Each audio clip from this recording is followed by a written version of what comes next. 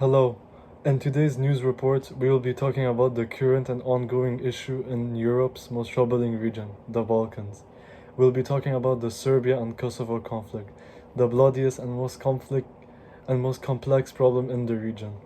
The dispute between these countries started once Yugoslavia collapsed in the late 90s, resulting in many countries forming, except for Kosovo, which was still a part of Serbia.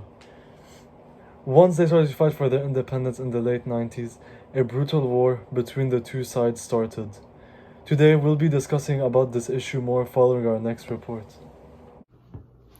The war between Serbia and Kosovo is a relatively new conflict, but it has historical roots that go back centuries.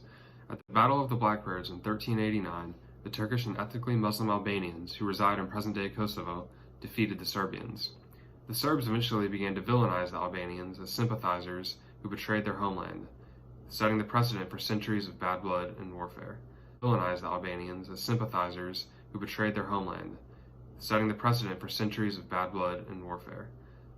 Fast forward 5 centuries, and both Serbia and Albania were incorporated into present-day Yugoslavia, a multi-ethnic Balkan nation. Eventually, Yugoslavia's powerful neighbor, the USSR, took control and installed a puppet dictator who led the country and suppressed nationalistic feelings among the many ethnic groups in Yugoslavia until the collapse of the Soviet Union. With the collapse of the Iron Curtain, Yugoslavia fragmented into pieces, and possession of Kosovo went into Serbian hands. The Serbians, now in control and seeing the land as rightfully theirs by historical precedent, began to persecute even more intensely and strip Kosovo's autonomy. This also included moving ethnic Albanians out of Kosovo, their home for centuries. With the lack of a central figurehead in Serbia, a man called Slobodan Milosevic rose to power and immediately began imposing an economic blockade on Kosovo and attempted ethnic cleansing of the Albanian population. In an Amnesty International report in 1998, the unemployment rate was higher than 70%. The policies implemented were aimed at impoverishing the already poor Kosovo. Eventually, Kosovo elected their own leader, Ibrahim Rugova, who insisted on a strategy of peaceful protest. Unfortunately, continued pressure from Serbia convinced the Albanian people that armed resistance was the only way to fight back, and the KLA was born. The collapse of neighboring Albania led to many ethnic Albanians moving to their sister state of Kosovo and boosting the fighting power of the small nation. To stop the rising power, Serbian forces massacred 85 members of the Kosovo Liberation Army, the KLA, who were not engaged in direct conflict with Serbia yet. At this time, NATO policy towards Serbia and Kosovo is for Serbia to stop the human rights abuses happening in the region. As expected, war has broken out and gained international attention, especially the genocide and ethnic cleansing happening in Kosovo. The Serbians, instead of focusing on armed combatants, have focused on Albanian civilians, killing a reported 8,000. To stop this, NATO forces are presently engaged in an aerial bombing campaign to stop the attempted genocide. We now go live to our reporter on the scene. The Serbs have now removed the trucks which they used to create a blockage near the border crossings. According to the reports, the Kosovo also was drowned within the border. A few weeks ago, the Serbs blocked their roadways to protest at Kosovo's decision to bring up temporary license plates for all cars from Serbia. The Serbs banned all cars with Serbian registration from entering. There was a short pause when the two brought up the EU broker deal. The deal states that stickers will be used on license plates to cover the state symbols.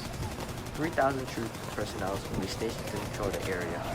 Kosovo sovereignty stays disputed, with countries not recognizing it. Kosovo's government accused Serbia of trying to destabilize the country. The tensions still remain between the two. NATO issued a response to the escalation stating they are ready to intervene. The presence of NATO has become familiar to the locals. The people who have Serbian license plates are against the changes. On one side is where the ethnic Serbians live, and on the other side is where the ethnic Albanians stay. The president of Serbia, Alexander Vučić, requested everyone to try to preserve for the peace at almost any cost, and to ask the Albanians to come to their senses, and not to do anything that could lead to any type of conflict. He also asked the representatives of big and powerful countries to pay little attention to the international law and the reality on the ground, and to not allow the prodigies to cause a conflict. Some people say the separation is what could lead up to later disputes. Overall, the conflict with Kosovo and Serbia doesn't seem to be ending soon. Global powers and regional influence in their area is making it harder and harder every day to claim a goal or to achieve a goal between the two parties.